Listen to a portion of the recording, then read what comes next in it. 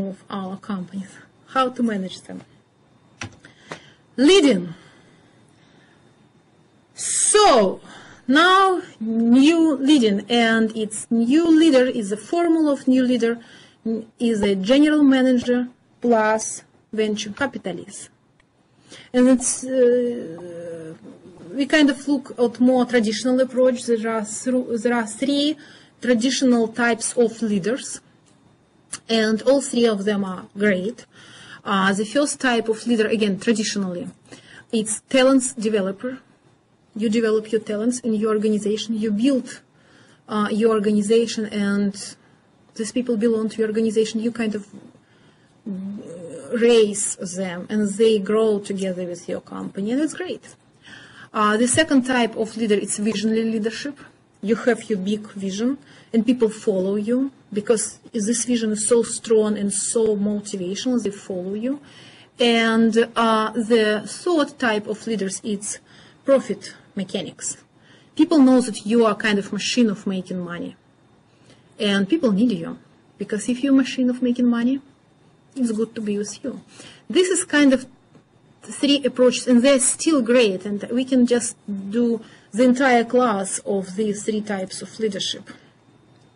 But the idea is that new leaders understand that it all depends. It all depends. That all this kind of this approach might be good, but everything is so changeable. That I build this, develop, but they're free agent. Do you remember about this? They're free agents, so I don't have them tomorrow. So visionary, good. I have my strong vision, but it's everything's so changing around that my vision is supposed to change kind of also, etc. That's why this approach. What general managers do? Yeah, it's kind of a talent developer. It's recruitment and development of top talents in the world. You see, they don't raise these talents. They shop for these talents. And they're open for this. I kind of personally don't like this, but I believe my role here is to share with you this approach. What venture capitalists do? Bets on talents. You see? No loyalty, no obligations. So, general manager, developer of awesome talents, and venture capitalist, developer of a portfolio of awesome projects. So, the idea of new leading that you have kind of a list of people who are available on the market. They are free agents. They don't feel any obligation. And you don't feel any obligations. For these particular projects you have, say in your administrative adhocracy, you know what kind of people you need, and you just invite them in the contract to work for this particular project, and you invite the best, not mediocre. You invite the best of the best. In this case, your company become more and more succeed. Your company succeed. And you see the dynamic of management development, and it used to be personnel department in human resource functions. How human resource management has been developing from personnel department, which still many people kind of have in their organization. They still believe that HR, it's about personnel department, it's about payroll benefits, and that's it. Then next level is strategic HR, which I teach in my human resource management class, say for MBA program. And I remember that in the last presentation of my students, several of them who work for, one work for state organization and one work for large non-profit organization. They were so appreciative to this new idea that human resources are competitive advantage. So personnel department, it's not just for, to send you payroll benefits. They're here to find resources to help the company to be successful. So, and I believe this is kind of what now many business organizations already operate, and non-profit and state maybe should move to this level. But you see the next level? Talent management. Talent management. It's competency management, it's performance management, succession planning. So it's less dependent on employees you have, but more focused on final results. New coordinating.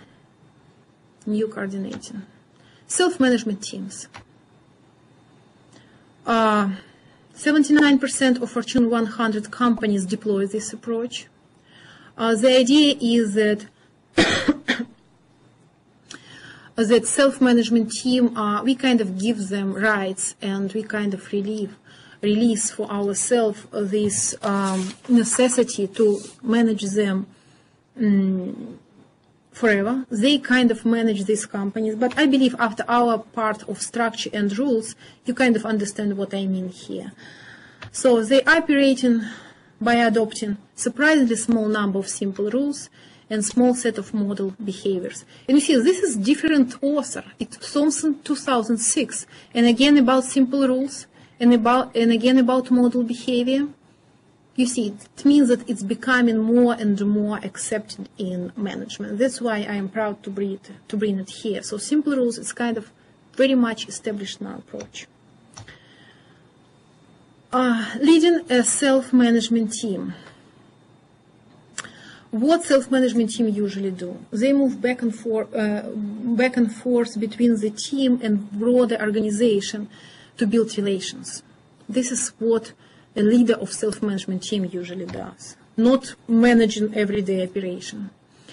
They scouting necessary information, because now the problem is it's too much information. So it's kind of bring the information which really must be in this team.